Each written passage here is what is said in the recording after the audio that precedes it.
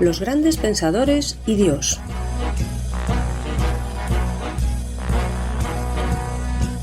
¿Qué pensaban acerca de Dios las grandes mentes que nos han legado su saber? ¿Su opinión acerca de Dios condicionó su vida? Los grandes pensadores y Dios es una serie de entrevistas con el profesor Javier Álvarez Ballesteros, doctor en filosofía, catedrático de bachillerato y profesor en la Facultad de Teología Evangélica. Cada semana, en este mismo día y a esta misma hora, presentada por Daniel Baluja, podrás escuchar aquí una nueva entrevista que te descubrirá, de forma amena y sencilla, las inquietudes existenciales de los sabios a lo largo de la historia.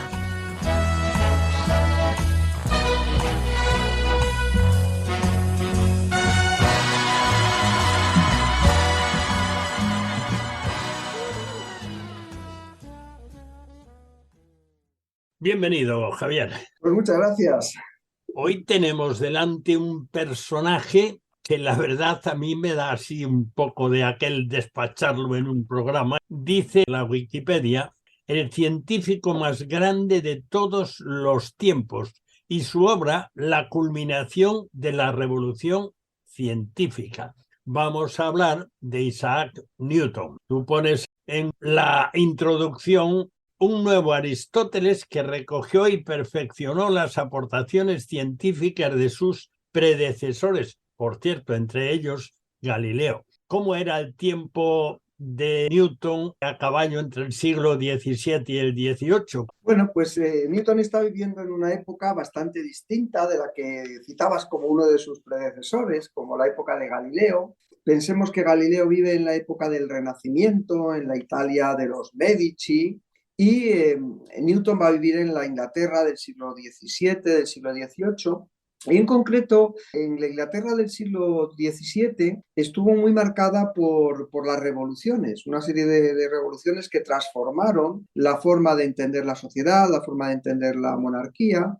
Y en esas revoluciones tuvieron mucha importancia tanto la burguesía como los puritanos. Ahí está la revolución aquella de Cromwell, el parlamentarismo, todas estas cosas. Y claro, estos dos elementos, tanto la burguesía como los puritanos, tuvieron una cierta repercusión en la evolución, en el desarrollo de la ciencia. La burguesía porque consideraba que no solamente la ciencia era una cosa de individuos, una cuestión aislada de genios, sino de instituciones. Entonces crean, entre otras cosas, la famosa Royal Society, de la que Newton llegó a ser incluso presidente, que es una reunión de sabios, de personas ilustradas. Es ya la época del siglo XVIII, ya será la época de la Ilustración.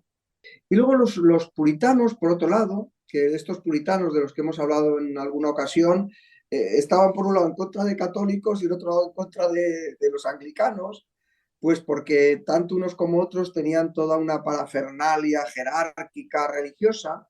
Y claro, los puritanos piensan que Dios no necesita de jerarquías, de intermediarios que controlen, digamos, el conocimiento de los fieles. Con lo cual, aquel problema que había tenido Galileo con esas instituciones mediadoras, como era el Tribunal de la Inquisición, que regulaban las doctrinas y el conocimiento y todo eso, pues en la Inglaterra del siglo XVII y del siglo XVIII pues va a estar más mitigada, y todo esto pues gracias a estas revoluciones burguesas y también a la influencia de los puritanos. Ese es un tema que me llama muchísimo la atención. Yo he echado un vistazo porque tú eres el experto, pero me he asomado a algunas cositas. Sus padres fueron puritanos, dos campesinos, no fueron gente de la alta burguesía, lo que permitiría a Newton, pues digamos, acceder a instituciones donde recibiese una buena formación.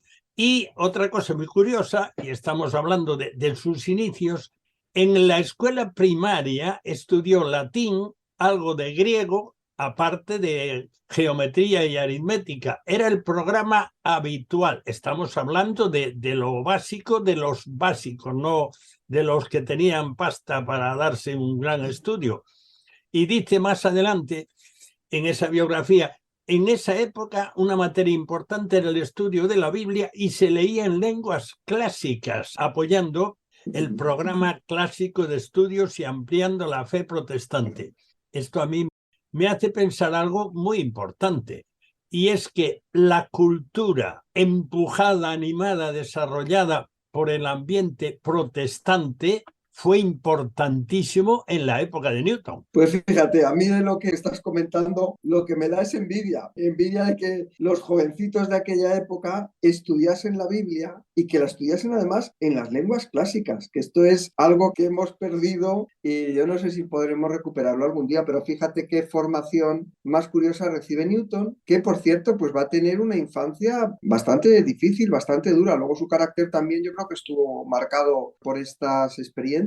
Él nace en el año 1642 en Lincolnshire y su padre muere antes de que él nazca. Encima nace un poquito prematuro, con lo cual su infancia va a ser una infancia sin padre. No eran, como muy bien has apuntado, de una familia rica, ni mucho menos, eran muy humildes, pero creo que es por ayuda de un tío, un familiar, se consigue que Newton estudie ni más ni menos que en el Trinity College de Cambridge. Y esto, claro, con muchísimo esfuerzo. Él tenía incluso que trabajar, que dar algunas clases, prestar algunos servicios para poder costearse los estudios. Y allí en el Trinity College, en Cambridge, pasará de ser estudiante después, muy jovencito, a ser profesor de matemáticas. Y este hombre de orígenes tan humildes, pero de una formación pues puritana y, como bien has citado, bíblica, llega a ser diputado del Parlamento, presidente de la Casa de la Moneda, porque en ese momento, curioso, en ese momento en Inglaterra había muchas monedas falsas, un porcentaje altísimo de monedas eran fraudulentas, entonces necesitan a un experto, alguien que pueda detectar muy bien estas cosas, y es Newton el que tiene ese cargo. Fue presidente de esta sociedad que citábamos hace un momentito, la Royal Society, que era el lugar de encuentro de los grandes pensadores, de los grandes ilustrados, científicos de ese momento, y murió en el año 1727 y enterrado en Westminster. Sí, donde se entierran los famosos, donde, por ejemplo, Sí. está enterrado Händel, que era un alemán que se nacionalizó inglés y que fue una de las principales figuras de la música en el periodo barroco. Y también está enterrado allí, en la abadía de Westminster. Pues ahí está también Sir Isaac Newton, el Sir, con un nombre de origen tan sencillo, pero que llega a ser un Sir de Inglaterra. Me parece muy importante la enorme influencia de la forma de plantearse la educación en el ámbito protestante al que estaba habiendo y hubo durante siglos aún después en el ámbito católico, en el ámbito de la Europa del Sur. Hay una diferencia enorme. Claro, la Reforma, al hacer de las Sagradas Escrituras la base de la fe y al defender el principio del libre examen, ojo, que no la libre interpretación, pero sí el libre examen, es decir, el derecho que todos los fieles tienen a leer la Biblia en su propia lengua. Entonces, este derecho era necesario que fuese acompañado de la posibilidad de leer la Escritura, y para leer hay que saber leer. Por tanto, se produjo una alfabetización, algunos han llamado una democratización de la enseñanza, que tuvo un valor muy importante y que yo creo que lo sigue teniendo. Y que pasó en nuestra querida España en el siglo XIX, a finales, ya desde mediados del siglo XIX, cuando empezaron a llegar misioneros a España, aprovechando un periodo especial de libertad. Y esos lo que primero hacían era enseñar a leer y algo básico de matemáticas para que pudiesen relacionarse con la Biblia e incorporarse al mundo cultural de ahí en adelante, porque después venía a leer otras cosas que podían ser importantes en el desarrollo cultural. Volvemos a Newton, que si no nos vamos a perder. Básicamente, ¿qué influencias recibió Newton de sus predecesores, de los que fueron antes que él, básicamente? Pues hay dos influencias que son fundamentales. Por un lado está la influencia empírica, la influencia de los experimentos, de la observación, toda aquella tradición inglesa del empirismo, el empirismo británico, de Locke, de Bacon, de algunos autores que hemos visto en programas anteriores, que da mucha importancia a la observación. El propio Guillermo de Ockham, al que dedicamos un programa, pues él decía que para conocer la naturaleza lo que había que hacer era observar las leyes que Dios había puesto en la propia naturaleza. Entonces, por un lado, esa corriente empírica. Pero también, y de no menos importancia, es la influencia matemático-deductiva que también estaba en su época, en su tiempo, y a Newton le va a influir muchísimo. Ahí tenemos, por ejemplo, Galileo. Si recordamos de algún programa anterior lo hemos dicho. Galileo decía: la naturaleza está escrita en lenguaje matemático. Otro autor importantísimo es René Descartes, que descubre la geometría analítica, que es una forma de medir el espacio y que va a ser importantísimo a la hora de poder realizar una física como la que elaboró Isaac Newton. Entonces, estas dos vertientes confluyen claramente en la obra de Newton. El señor Newton tenía una cabeza de cuidado, ¿eh? O sea que lo que recibía, él lo podía multiplicar, superar, lo que hiciera falta.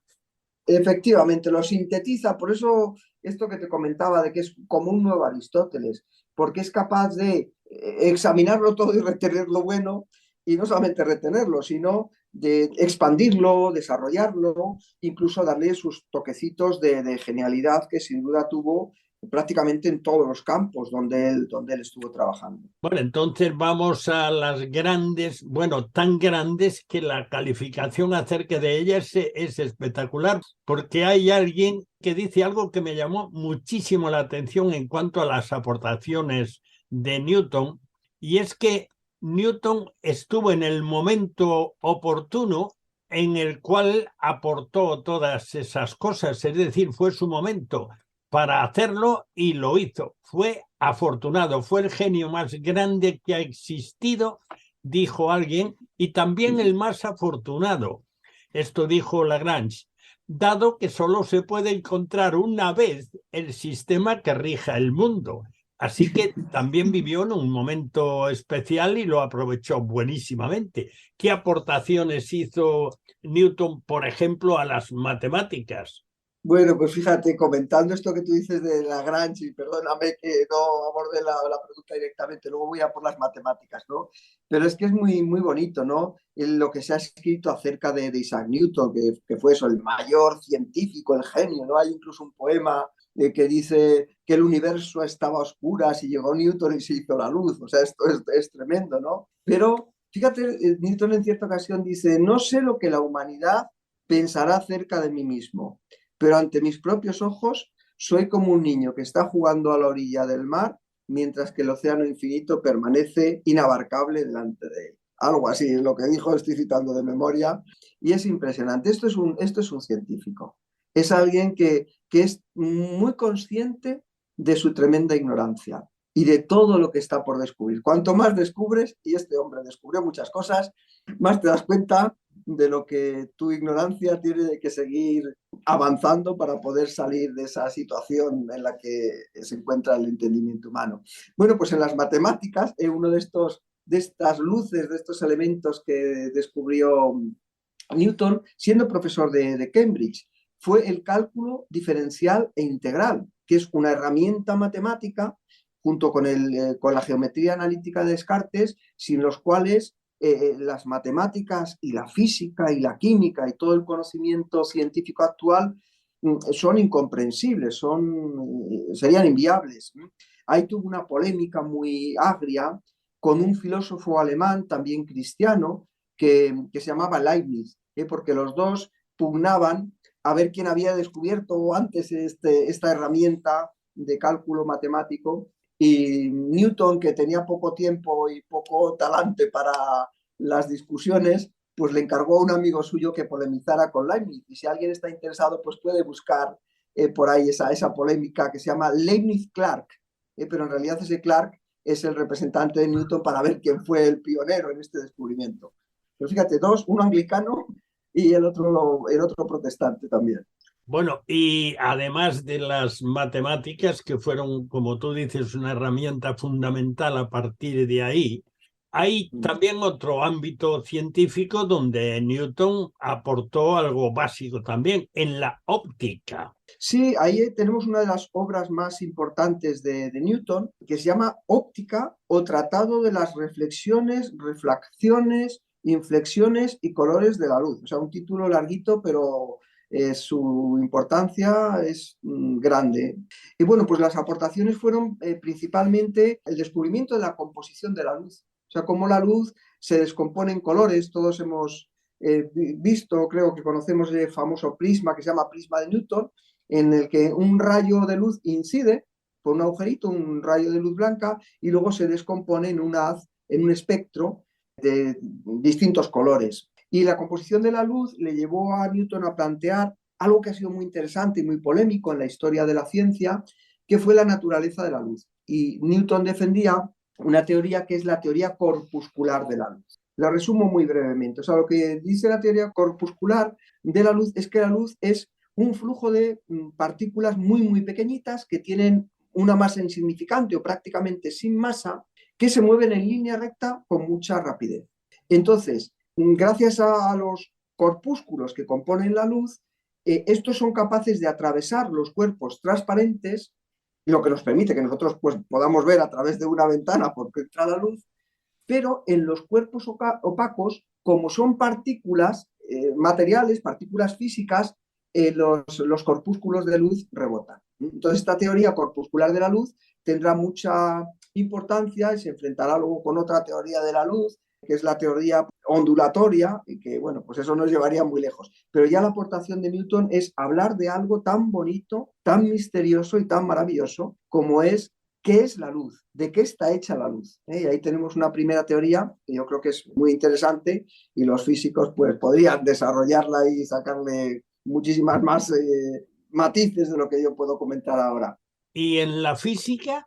Bueno, pues en la física ahí sí que sus Principia Mathematica de filosofía natural son la obra donde se fija lo que se conoce como la mecánica clásica. O sea, el fundamento de la física, que se sigue estudiando hoy en las universidades, aunque hay otros modelos, otros paradigmas para entender la física, pero sigue siendo la física de Newton, sus leyes de la mecánica, sus leyes de la dinámica, las tres famosas leyes de Newton, la ley de la inercia, la definición de fuerza, que fuerza es igual a masa por aceleración, el principio o ley de acción-reacción, que a toda fuerza se pone una fuerza. Son las leyes básicas que se estudian en los institutos. Hoy no estudiamos la Biblia que estudió Newton en lenguas clásicas, pero bueno, estas leyes de Newton se siguen estudiando en la enseñanza secundaria, en el bachillerato, y son muy importantes. Bueno, y sobre todo, no lo olvidemos, en la física es el descubridor, el formulador de la ley de la gravitación universal, que esto es una maravilla. ¿Por qué? Porque la ley de la gravitación lo que hace es explicar con el mismo principio, con la misma ley, fenómenos astronómicos, fenómenos tan grandes como el movimiento de los planetas. Consigue explicar también por qué los planetas se mueven como se mueven, es decir, como había dicho Kepler, en órbitas elípticas, y por qué cuando están cerca del Sol los planetas se aceleran, pues es por la gravedad, por la fuerza de la gravedad. Pero además de explicar esta ley, los fenómenos astronómicos, es capaz de explicar también por qué se cae una manzana o por qué se producen las mareas, que Galileo dio una explicación que no fue demasiado correcta. Galileo pensaba que las mareas se producen porque como la Tierra está girando, pues por la inercia del mar también giran las mareas. Y Newton dice, no, las mareas se producen por la fuerza de gravedad que ejerce, que se establece entre la Tierra y la Luna. O sea que era una ley que explicaba un funcionamiento universal, algo que tenía aplicación en todo el cosmos, en fenómenos pequeñitos y en fenómenos súper grandes. O sea que si Galileo, decíamos en su día, fue el que hizo arrancar la ciencia moderna, pues Newton a esa ciencia moderna la dotó de herramientas.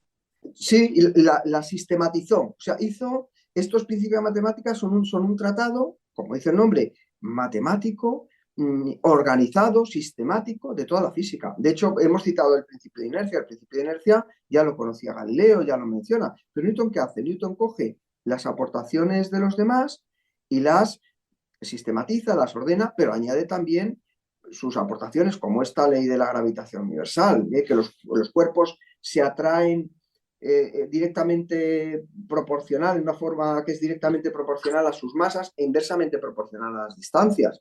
Que esto pues es una cosa que todos damos pues, por conocida y por sabida, pero para llegar a esta formulación él tuvo que darle unas cuantas vueltas a su cabecita.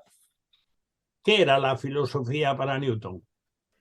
Bueno, pues podemos imaginarnos, por lo que vamos hablando, que la filosofía para Newton era una filosofía natural.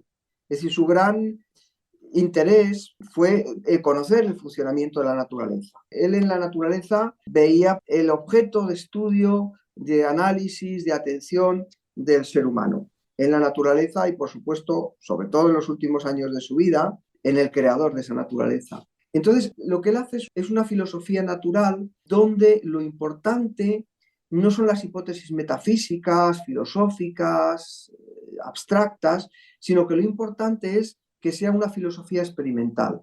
Lo importante es observar la naturaleza y deducir mediante la observación y la inducción, o sea, ir de lo particular hacia lo general, descubrir cuáles son los principios que rigen la naturaleza. Es, por tanto, una filosofía que podríamos claramente calificar de empirista y no metafísica. Él dijo en cierta ocasión que no fingía hipótesis. Por ejemplo, cuando hablamos de la ley de la gravedad, él dice, bueno, pues hemos descubierto una ley que explica los movimientos de las mareas y los movimientos de los astros.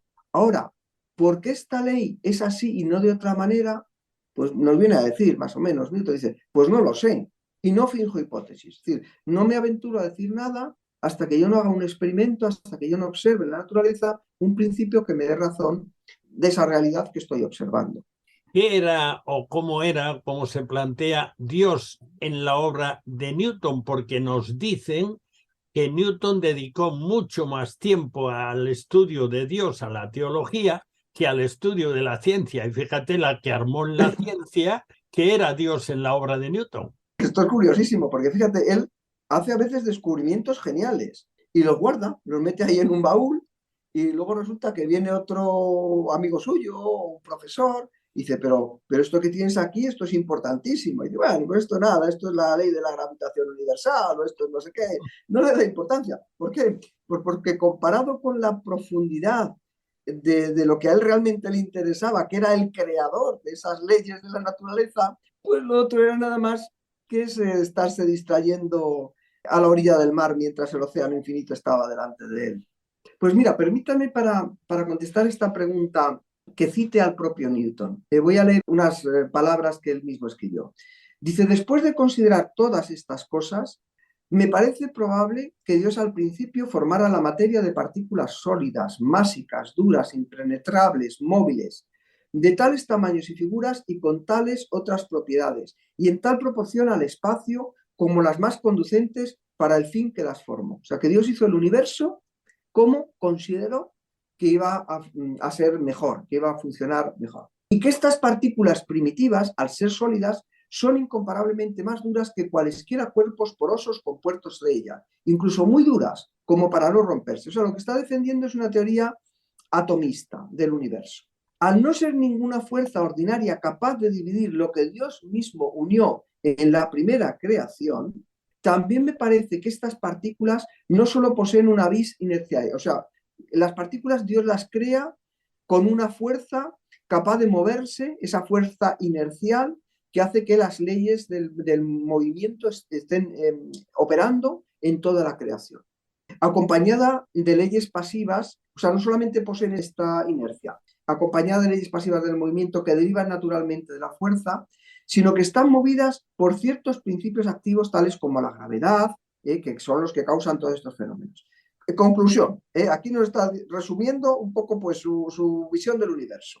Una uniformidad tan maravillosa en el sistema planetario exige el reconocimiento de una voluntad inteligente. Esta es la conclusión a la que llega la obra de Newton. Lo que hace pocos años viene luchando desde una plataforma teológica el diseño inteligente. Hay una cosa muy interesante en cuanto al espacio y el tiempo, que son dos cuestiones metafísicas, también por supuesto físicas, de filosofía natural, pero también de física y de ciencia, que son el espacio y el tiempo. Y entonces, la concepción que Newton tiene de estas dos realidades es muy interesante. Él considera que el espacio y el tiempo son el hueco, el lugar donde se producen todos los fenómenos de la naturaleza. Es decir, el mundo ha sido creado en el espacio y en el tiempo.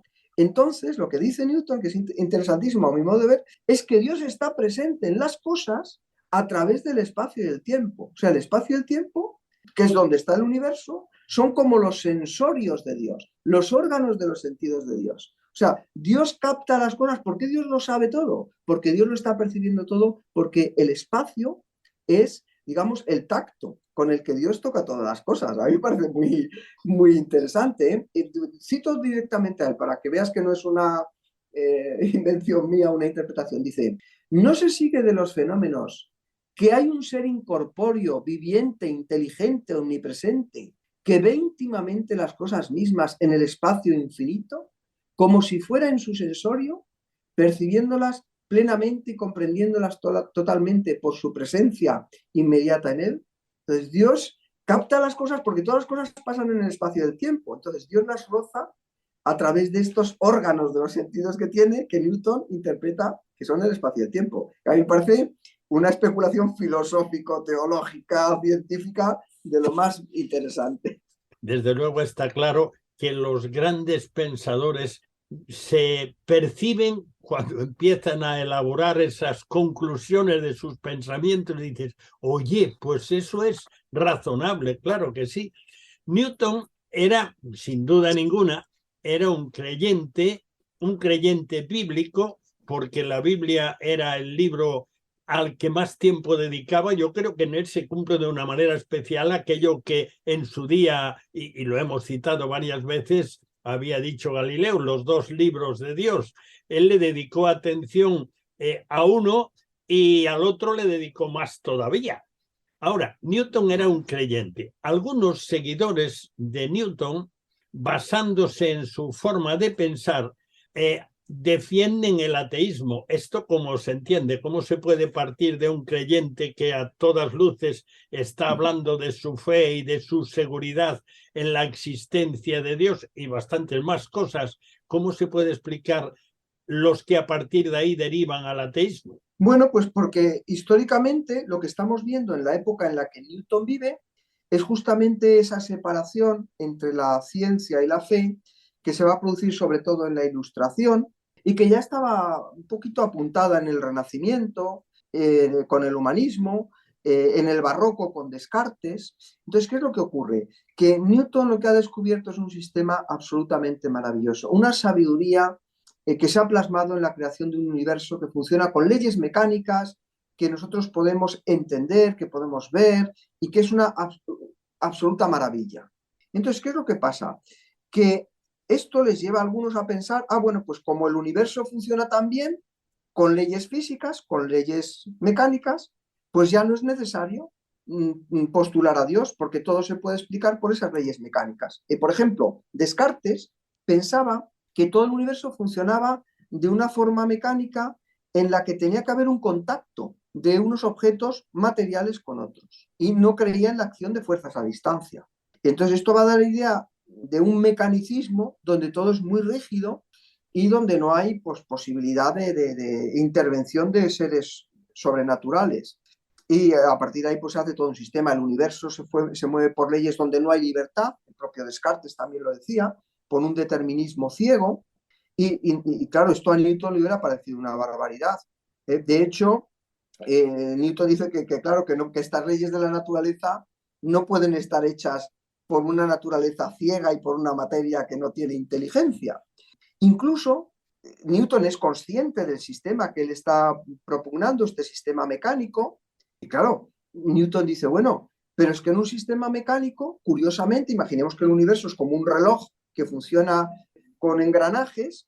En todo sistema mecánico hay una cosa que se llama rozamiento. ¿Y qué es lo que pasa? Que el rozamiento produce desgaste, y cuando hay un desgaste, el reloj se desajusta. Entonces, ¿qué pasará cuando el universo se desajuste? ¿Y cuál es la explicación mecanicista? ¿La explicación que no tiene Dios? Pues no lo sé. Habrá una catástrofe, no sé. Ahora, ¿cuál es la explicación de Newton? Que es muy curiosa. A mí mi profesor de filosofía de la naturaleza me lo explicó de esta manera. La explicación de Newton es cuando el mecanismo del universo se desajuste, dice que baje Dios y lo arregle.